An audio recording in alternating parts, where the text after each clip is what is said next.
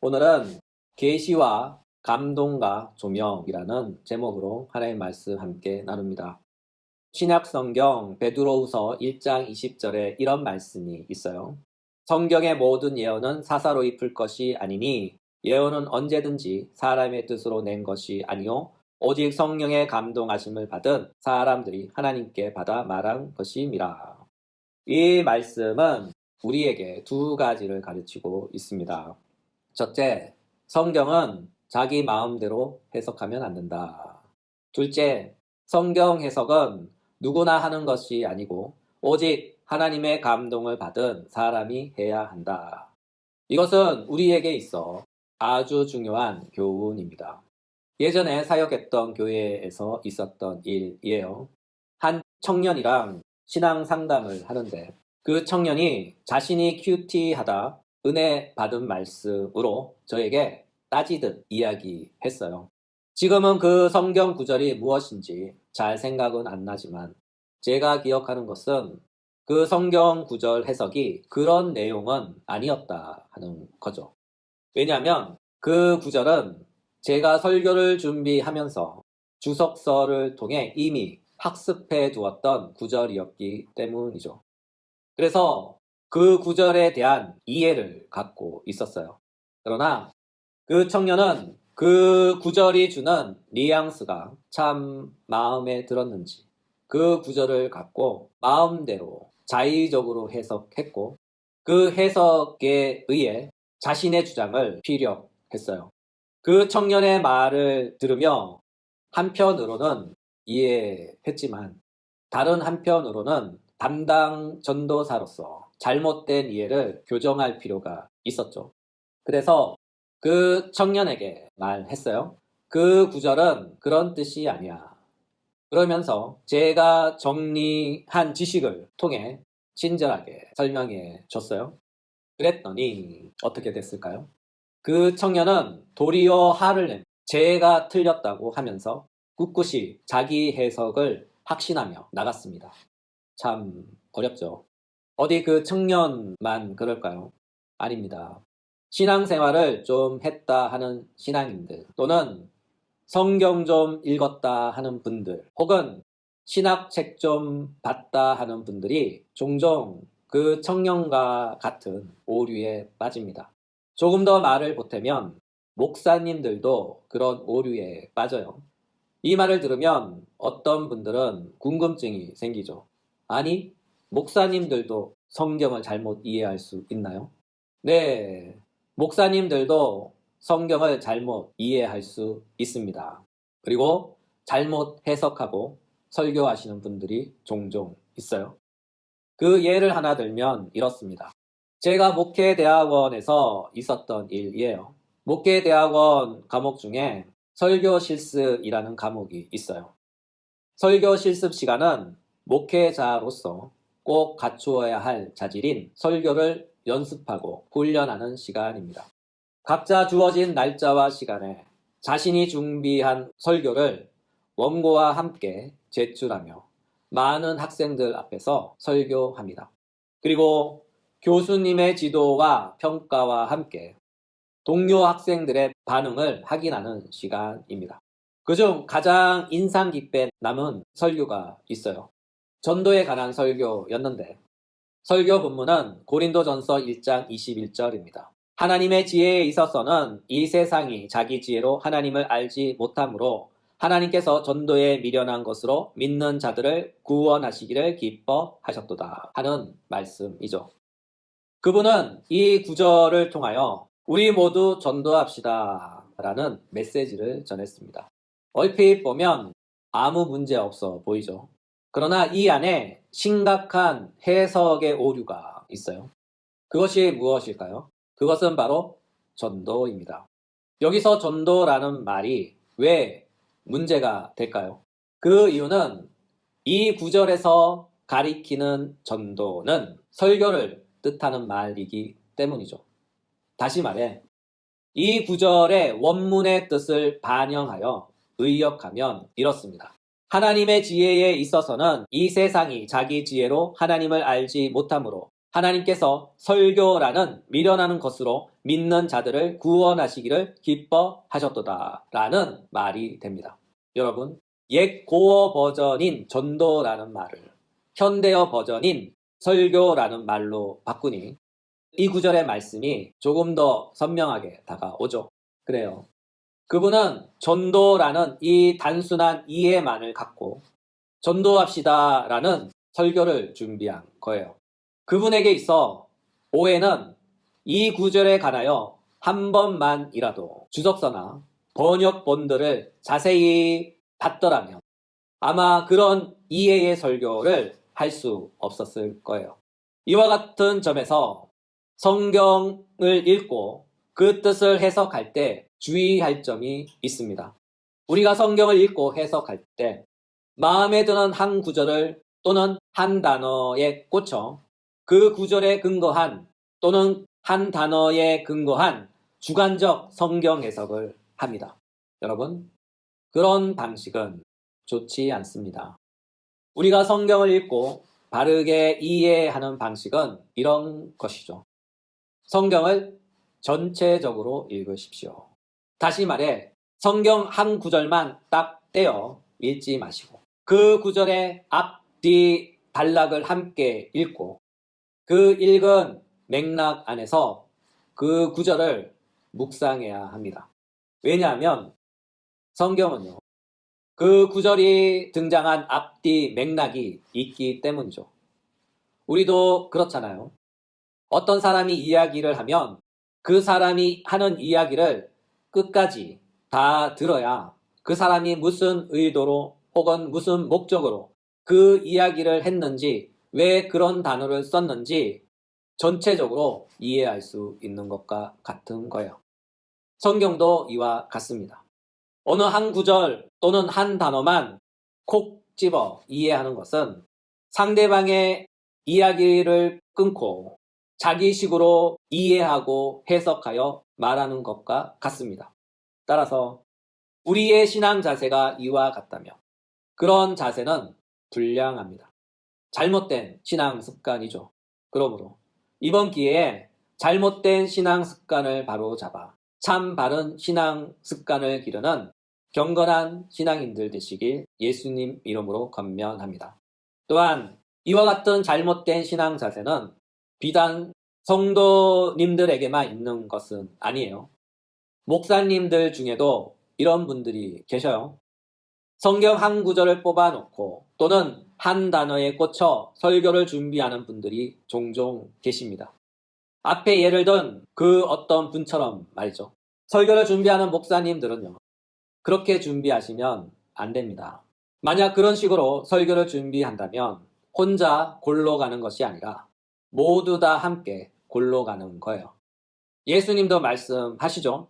만일 맹인이 맹인을 인도하면 둘이 다 구덩이에 빠지리라. 그렇습니다. 성경을 잘 이해하지 못하고 대충 이해하면 혼자만 망하는 것이 아니라 모두 다 함께 여럿이 같이 망하는 거예요. 이와 같은 까닭에 목사님들은요, 일주일 가운데 특별히 설교를 준비하는 시간을 갖잖아요. 교회에서는 그 무엇보다 그런 시간에 집중하라고 월급 주는 거예요. 목사들에게 있어서 설교를 준비하는 시간은요, 목사의 일 가운데 가장 중요한 업무 중 하나입니다. 이와 같은 까닭에 목사님들은요, 따로 시간을 정해서 그 시간에 설교를 준비합니다. 말씀도 열심히 읽고요. 말씀을 읽다가 마음에 딱 꽂히는 본문이 오면 그 본문을 주일 설교 본문으로 검토하며 여러 번 읽 때 앞뒤 문단과 관계하여 살피고 성경 원문도 보고 번역본도 보고 성경 참고서인 주석서를 이용하여 그 구절에 관한 다양한 해석들을 읽고 정리하며 참고해서 종합적으로 그 구절을 이해한 다음 하나님께서 이 본문을 통하여 나에게 말씀하시는 것은 무엇인지, 이 본문의 중심 내용은 무엇인지, 이 본문의 메시지는 무엇인지, 핵심 단어는 무엇인지, 무엇을 어떻게 전해야 하는지 등등을 이 모든 것을 설교 준비를 통해 묵상하며 기도하며 성령 하나님의 인도하심을 받는 거예요.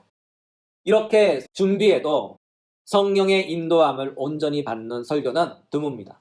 사람의 마음을 기쁘게 하며 재미와 감동과 칭찬 듣는 설교는 할 수 있어도 하나님의 인도함을 받는 설교, 성령의 감동을 받는 설교는 드물죠. 우리 주님은 말씀하셨어요. 그들의 열매로 그들을 알리라. 예수님은 이 같은 말씀을 하시고 각주와 같은 말씀을 덧붙이셨어요. 마태복음 7장 21절부터 25절. 나더러 주여 주여 하는 자마다 다 천국에 들어갈 것이 아니요 다만 하늘에 계신 내 아버지의 뜻대로 행하는 자라야 들어가리라. 그날에 많은 사람이 나더러 이르되 주여 주여 우리가 주의 이름으로 선지자 노릇하며 주의 이름으로 귀신을 쫓아내며 주의 이름으로 많은 권능을 행하지 아니하였나이까 하리니 그때 내가 그들에게 밝히 말하되 내가 도무지 알지 못하니 불법을 행하는 자들아 내게서 떠나가라 하리라. 그러므로 누구든지 나의 이 말을 듣고 행하는 자는 그 집을 반석 위에 지은 지혜로운 사람 같으니 비가 내리고 창수가 나고 바람이 그 집에 부딪히되 무너지지 아니하나니. 이 긴 구절을 읽었지만 이 구절에서 중요한 것은 이것이죠. 여기에 등장하는 분들은 모든 믿는 자들이 그 대상이긴 하지만 그 중에서도 특별히 목사님이라 불리는 사역자에 관한 주님의 경고입니다. 다시 말해 많은 목사님들이 목사로서 말씀도 전하고 기적도 행하고 병도 고치고 사회봉사도 많이 했을지라도 그분들이 주님의 뜻대로 성령 하나님의 인도하심대로 그 일을 행하지 않았다면 그들의 모든 수고롭던 사역들은 주님 앞에서 모두 다 불법입니다. 주님은 그들을 향하여 이렇게 말씀하셨죠. 나는 너희를 도무지 알지 못한다. 여러분, 주님이 알지 못하는 일, 주님께서 인정하시지 않는 일은 모두 다 주님을 대적하는 일이며 주님 앞에서 불법의 일들입니다. 그들은 이 세상에서 목사로 살았지만 그 목사의 삶은 자신을 위한 삶이며 그저 먹고 살기 위해 선택한 직업일 뿐입니다. 어떤 분들은 그런 분들을 향하여 이렇게 표현하기도 했어요. 종교 장사꾼, 예수님을 팔아 자신의 배를 채우는 사람들입니다. 여러분, 우리는 그러지 맙시다. 예수님을 팔아 내 배를 채우지 맙시다. 어찌하여 영으로 시작하여 육으로 생을 마감하려 합니까? 사랑하는 동역자 여러분, 인생은 잠깐이요 영원은 영원합니다. 이왕 고생하는 거 생계를 위한 고생이 아니라 사명을 위한 고생, 하나님의 뜻을 위한 고생 되시길 예수님의 이름으로 권면합니다. 따라서 우리는 성경을 바르게 읽고 성경을 올곧게 해석해야 합니다. 바꿔 말하면 우리는 성경을 사사로이 읽고 성경을 사사로이 해석하면 안 됩니다. 그렇다면 우리는 어떻게 하면 성경을 바르게 읽고 성경을 바르게 해석할 수 있을까요? 그것은 바로 사도 베드로가 말했듯 성경을 성령의 감동으로 읽어야 합니다. 여기서 성령의 감동 또는 영감이란 말이 있어요. 성령의 영감. 이 두 말은 같은 뜻입니다. 그렇다면 성경을 성령의 감동으로 읽어야 하는 이유는 무엇일까요? 그 이유는 단 하나. 성경은 하나님의 감동으로 쓰여졌기 때문이죠. 디모데후서 3장 16절. 모든 성경은 하나님의 감동으로 된 것으로 교훈과 책망과 바르게 함과 의로 교육하기에 유익하니. 사도 바울은 디모데후서를 통해 이렇게 말씀하시죠. 모든 성경은 하나님의 감동으로 쓰여졌다. 이 구절에서 하나님의 감동은 두 가지로 해석됩니다. 수동형과 능동형이죠. 먼저 능동형으로 이 구절을 해석하면 하나님이 감동을 불어넣어가 됩니다. 이를 수동형으로 해석하면 하나님의 감동을 받아 라는 의미가 됩니다.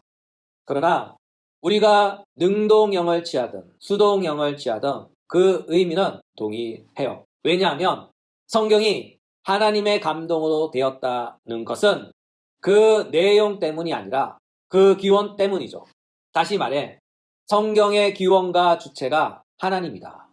하나님은 말씀하시는 분이시자 말씀하시는 실제적 주체입니다. 바꿔 말하면 하나님은 성경을 통하여 숨을 내십니다. 성경은 하나님께서 내쉬는 숨을 담습니다. 이와 같은 까닭에 하나님의 숨으로 가득한 성경은 그 성경을 읽는 모든 독자들에게 하나님의 숨을 불어 넣습니다.